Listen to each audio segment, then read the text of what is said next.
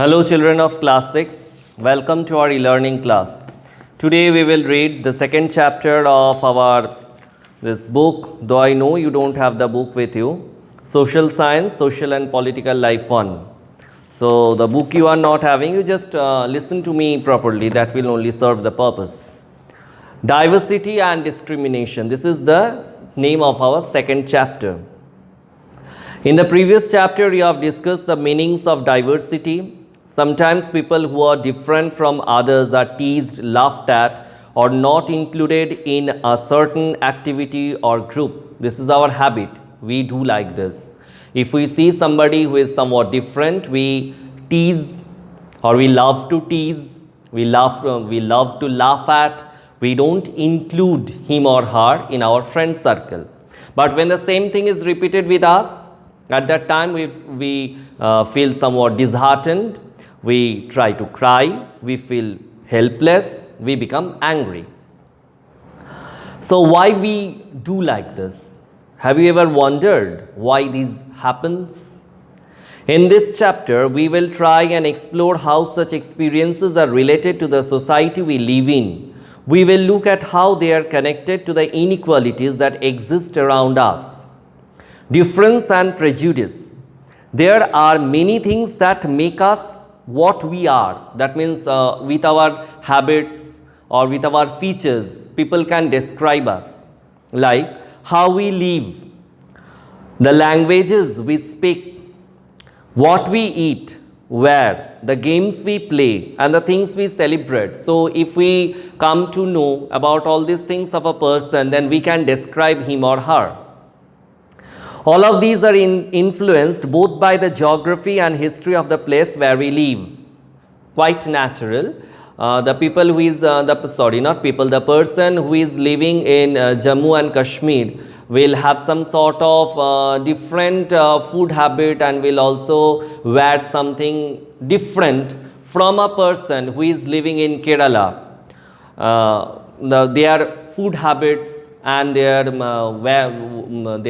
way of wearing the clothes will not be same. They will wear different types of clothes.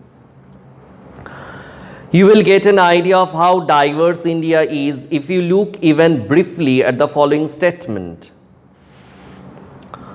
There are 8 major religions in the world, and all these 8 religions, they are practiced in India. Every single one of them is practiced in India. We have more than 1600 languages. Just think, more than 1600 languages, and most of these languages are somebody's or others' mother tongue. And they are people's mother tongues, and there are more than 100 dance forms. Yet this diversity is not always celebrated. This is because we feel safe and secure with people who look, talk, dress and think like us. Again, something natural. That means a person who is living in West Bengal, and as I am also from West Bengal, I will feel like staying with him or her, feel like making some sort of friendship with him or her, because he or she is having the same type of characteristics like mine. If not everything same, at least something we are having in common. Sometimes when we meet people who are very different from us, we may find them strange and unfamiliar. So think all of a sudden if an Eskimo come in front of you, wouldn't you feel that what a strange thing has come in front of me? At times, we may not understand or know the reasons why they are different from us. People also form certain attitudes and opinions about others who are not like them. If I find somebody who is not like me, that means not wearing the clothes like me, not eating the food like me, not speaking the same language like me, at that time I can have some sort of different idea, different opinion about that person. Mostly negative opinions we just keep for them. Below are some statements on people living in rural and urban areas. Tick mark those that you agree with. Now you are not having the book, you listen properly what I am saying and you think whether it is true or false. On rural people, that means people who are living in villages. More than 50% of all Indians live in villages. It's not true, I think, because now it is not possible in India to find out 50% of the total land area is coming under village. Villages do not care about their health. They are full of superstition. No, the second one is not at all correct. People who are living in villages, they are only having some sort of superstition in their mind. That means they are superstitious in nature. It's not true.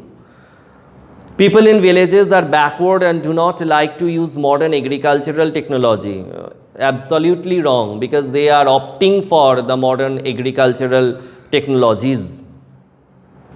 In peak harvesting and plantation season, families spend 12 to 14 hours working in the fields. It's true. Even if the time period is not 12 to 14 hours, at least 9 to 10 hours they are found working in the fields during the time of this harvest and plantation. Villages are forced to migrate to cities in search of work. It's true. Then for urban people, that means people who are living in cities, life in the city is easy. People here are spoilt and lazy. No, life in the city is not at all easy according to my opinion. And people all, that means all the people who are living in city, they are all spoilt and lazy. How can it be? In cities, families spend very little time with each other. It's true, because parents, in most of the cases we can find that both the parents, they are working, and the children, they are not having time. They have to attend school, they have to attend their tuition classes, then games class, gym, then dance class, singing class, and all these classes are there, swimming class, all these classes are there. They have to attend all these classes. So when they will get the time to sit with their parents, or the parents, they will get time to sit with their children. People in towns only care about money, not about people. This one you just think, study properly. You can see many people around you, you study them, their habits, and then you think what is correct in according to your opinion. Living in a city is expensive. A large part of people's earnings is spent on rent and transport. It's true, quite true.